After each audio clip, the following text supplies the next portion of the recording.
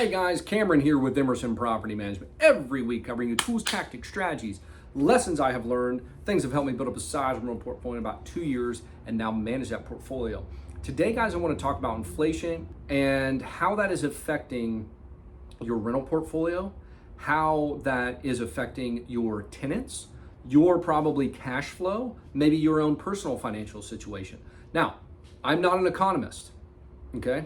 I think we all know that. I'm from Southern Ohio, public education. I want to break this down, I think, in a way that once I understood it this way, it really opened my eyes to see how stressful this can be on the economy. And if it's stressful on the economy, economy at large is such a big machine, it kind of loses some of its weight. But this is why your tenants you might see delinquency rates coming up in your tenants. This might be why you see your cash flow shrinking on your rental properties. This might be why you're feeling like your dollar isn't going as far. So take this for what it's worth, but please spend the few minutes watching this. I'm going to break down some stuff in a super easy to understand way that somebody from Southern Ohio that's just a rental property investor and a property manager can understand. And I think you guys will really see value in this and understand. It's eye-opening to me, really. And I'm not saying that as clickbait. I think when you see this, you're gonna be surprised. Okay, before I get into that, please, if you guys like this stuff, subscribe, share it with a friend or somebody that might need it, or comment below. Just let us know you enjoy it. If you don't, give us some feedback. Let us know what we can do better. I've had comments on my handy dandy whiteboard and stuff, so I'm taking all that in consideration. I appreciate you guys who take the time to give honest feedback. Okay, long-winded way of saying, let's get into this. Inflation, I'm super excited to share this with y'all. So I put all my numbers on here because I got some feedback once that don't waste my time watching the video while you write on here. So I've written everything out. Just give me a few minutes to explain this as you guys look at this. So let's get my glare off there. Inflation. Now, what I have done, just please ignore this for 5 seconds.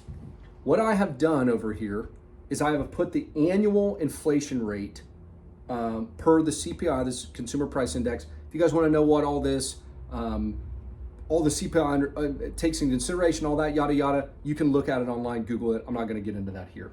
But this is the annual inflation rate per Investopedia, which is per the, what do they say, Bureau of Labor Statistics. So the inflation rate was 2.3% in 2019, 1.4 in 2020, 7% in 21, 22 was 6.5, 23 was 3.4. Now, when I looked at this, I go, man, that doesn't seem really all that scary. Well, if you take into consideration what the overall compounded interest rate, because this is compound, and we talk about how the beautiful returns that you can get from compound interest, whether that's stocks, real estate, whatever, but this is compound basically devaluing your money. And if you started in 2019 with zero, let's just say it's at zero, and you go up to the end of 2023, the prices of the CPI went up 22.2%. That's compounded over that 5 years. So 5 years, if you bought something, groceries, in 2019, in 2023, your bill was up 22.2% from 2019's time. So this, my friends, is why when you're trying to understand, my gosh, why is my grocery bill so high? That's it. It's not 4 or 7, 6.5%. It's compounded from years ago. So it's 7% on top, or 6.5% on top of the 7% last year. Gas, all this other stuff that's gone through the roof. And I'm sure if you guys own any rental properties at all, you understand that taxes and inflation, property taxes that is, and inflation property taxes and insurance have gone through the roof. I mean, I know people that have had 20 to 30% insurance premium costs year over year. So expenses, you're expensive, the 20% to me in the CPI is probably low in your rental property stuff. I know HVAC techs that have said some of the materials, some lumber, we know that went crazy. So if it's just now, hey buddy, it's slowed down to 3%, and who knows, this is in the middle of 2024, in August 2024 when I'm recording this, who knows what 2024's data is going to show us. It might be another 4, 5, 6%. I don't have any idea. But In 5 years, we have a compounded compounded increase of 22.2%.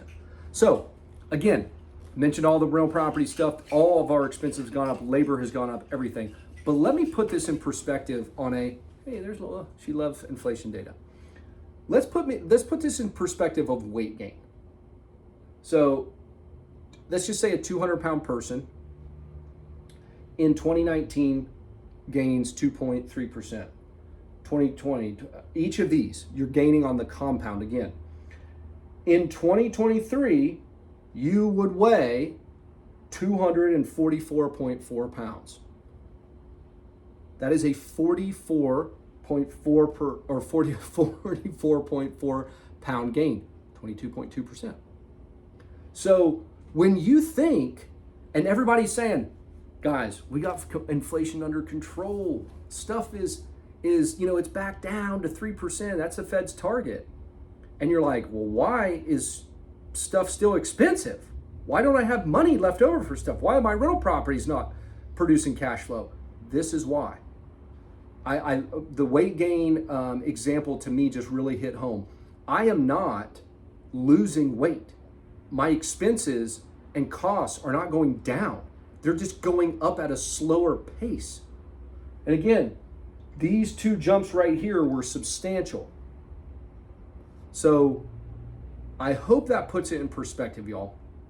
When you guys see the inflation data as slowing to 2 or 3%, that's not giving us any relief. The graph is still up.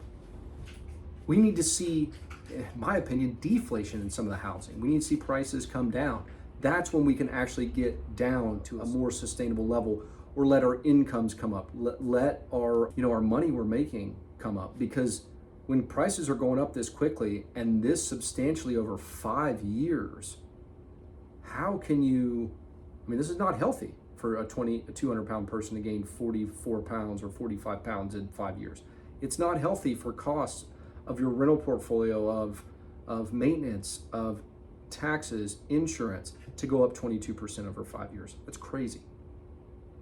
So this was eye-opening to me when I saw it this way. I hope that was helpful for y'all, so y'all can put that into perspective.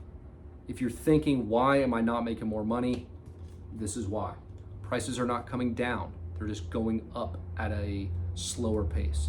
And they're compounded from those other, increases early on in 2021 and 2022.